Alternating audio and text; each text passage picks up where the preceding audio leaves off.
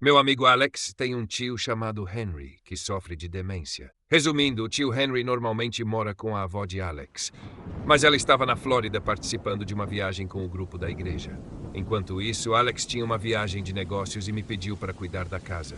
O trabalho incluía também ficar de olho e cuidar do tio Henry. Alex disse que ficaria fora por apenas 2 dias. No primeiro dia, passei o tempo relaxando no quintal, lendo, tomando sol e às vezes assistindo TV na sala. Cozinhei 2 vezes, preparando comida extra para o tio Henry, mas ele nunca saiu do quarto no andar de cima. Eu subi para bater na porta e avisei que tinha preparado comida. Do outro lado ouvi um grunhido, que presumi ser a forma dele de responder.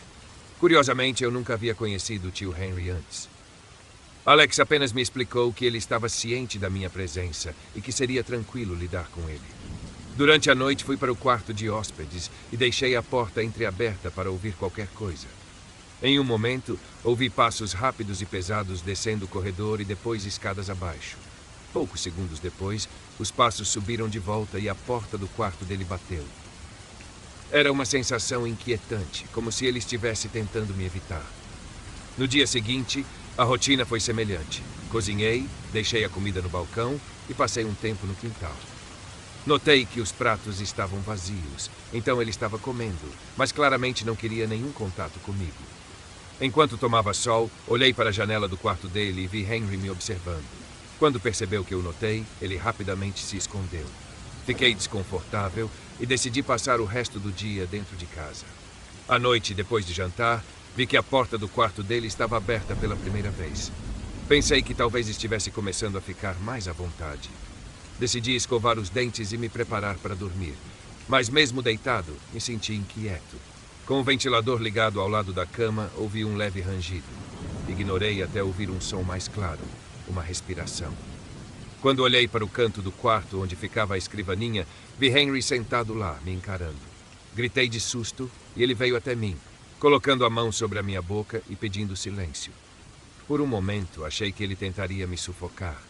Empurrei-o com toda a força e corri para o banheiro, onde tranquei a porta. Ouvi seus passos pesados e rápidos voltando para o quarto dele e a porta se fechando com força. Tremendo, liguei para Alex e contei o que aconteceu. Ele não parecia tão surpreso, o que me deixou ainda mais apavorado.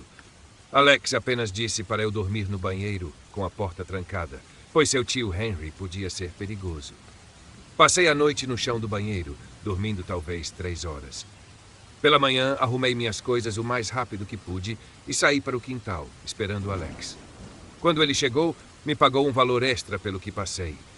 Recomendei que ele procurasse ajuda séria para o tio Henry, porque aquilo parecia muito mais do que apenas demência. Até hoje, não faço ideia do que ele queria naquela noite, mas sei que nunca mais quero ficar naquela casa. Meu pai uma vez nos contou uma história assustadora e verdadeira que aconteceu com ele quando tinha 20 anos, ainda morando com meus avós. Ele vivia ao lado de um casal idoso, na faixa dos 60 anos. Durante o inverno, a esposa do casal, chamada Edith, desapareceu. O marido dela bateu na porta dos meus avós perguntando se eles tinham visto Edith, mas ninguém sabia de nada. Parecia que ela havia sumido sem deixar vestígios. Poucos dias depois, meu pai estava no parque jogando futebol com os amigos. Enquanto brincavam, começou a nevar. Eles ficaram na neve por um tempo, mas logo se dispersaram, cada um indo para sua casa. Quando meu pai chegou, percebeu que meus avós não estavam. Ele acendeu a lareira para se aquecer e foi para o quarto dele, que ficava ao lado da sala de estar, para deixar suas coisas. Planejava tomar um banho quente. Após o banho, enquanto se vestia no banheiro, ouviu um leve zumbido vindo da sala de estar. Ele abriu a porta do banheiro, uma fresta, ainda enrolado na toalha, e chamou. Mãe! O zumbido parou, mas um som de rangido continuou. Confuso, ele se vestiu rapidamente e foi até a sala de estar. Lá, na velha cadeira de balanço do meu avô, estava Edith, a vizinha desaparecida. Ela olhou diretamente para ele e disse com uma voz calma. Está tão frio. Eu só precisava me aquecer. Meu pai ficou petrificado. Quando se recuperou do susto, correu para a casa ao lado para buscar o marido de Edith. Quando os dois voltaram, a cadeira estava vazia. Edith havia desaparecido. Os dois procuraram por toda a casa, chamando por ela, mas não encontraram nada. Essa parte da história já era o suficiente para nos deixar assustados quando meu pai contou, mas o que aconteceu no dia seguinte foi ainda mais aterrorizante. O corpo de Edith foi encontrado na garagem da casa dela. Ela aparentemente tinha tropeçado e batido a cabeça em algo pontiagudo, morrendo ali. O marido só a encontrou porque o cheiro se tornou insuportável. A parte mais assustadora, o legista concluiu que Edith estava morta havia pelo menos 3 dias. Isso significava que no dia anterior, quando meu pai a viu na sala de estar, o que ele viu não era Edith viva, mas seu fantasma. Meu pai não é do tipo que inventa histórias, e essa experiência o marcou profundamente. Quando ele nos contou isso pela primeira vez, eu tinha 9 anos.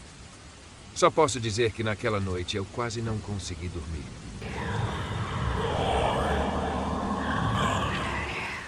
Antes de qualquer coisa, quero deixar claro que apoio completamente a causa.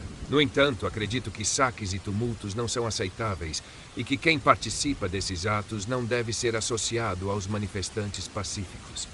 Infelizmente, em meio às manifestações, há quem se aproveite da situação para cometer crimes.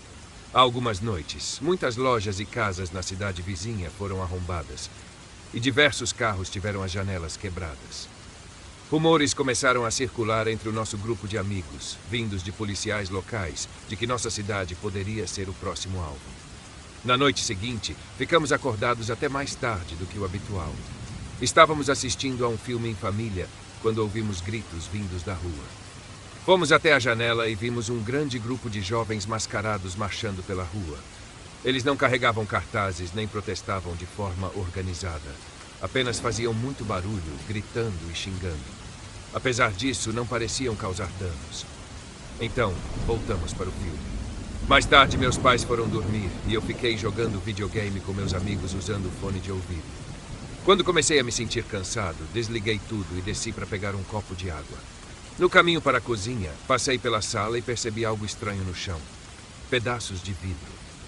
A janela estava quebrada, mas parecia que alguém havia usado algum método para tornar o corte silencioso. Fiquei paralisado por um momento antes de correr para o quarto dos meus pais e acordar meu pai. Ele chamou a polícia imediatamente, mas a resposta foi incrivelmente demorada. Felizmente, a linha não estava ocupada, algo que havia se tornado comum nos últimos dias. Quando os policiais chegaram, revistaram a casa, mas não encontraram sinais de roubo ou de que alguém ainda estivesse lá. Depois que os policiais foram embora, meu pai decidiu dormir na sala para garantir nossa segurança. Durante a noite, uma rajada de vento gelado passou pela abertura onde antes havia o vidro, e eu acordei com o rosto frio. Instintivamente olhei para a janela, mas não vi nada do lado de fora. Então ouvi um som vindo de cima. Subi para a cozinha, que ficava no andar intermediário, mas o barulho parecia vir de um lugar ainda mais alto, o sótão. No quarto que dava acesso ao sótão, abri a porta lentamente e vi a escada retrátil. Quando subi alguns degraus, os ruídos cessaram. O silêncio era opressor, mas antes que eu pudesse descer, senti algo passar pelos meus cabelos. Era como dedos deslizando entre os cachos, seguido de uma risada baixa e arrepiante.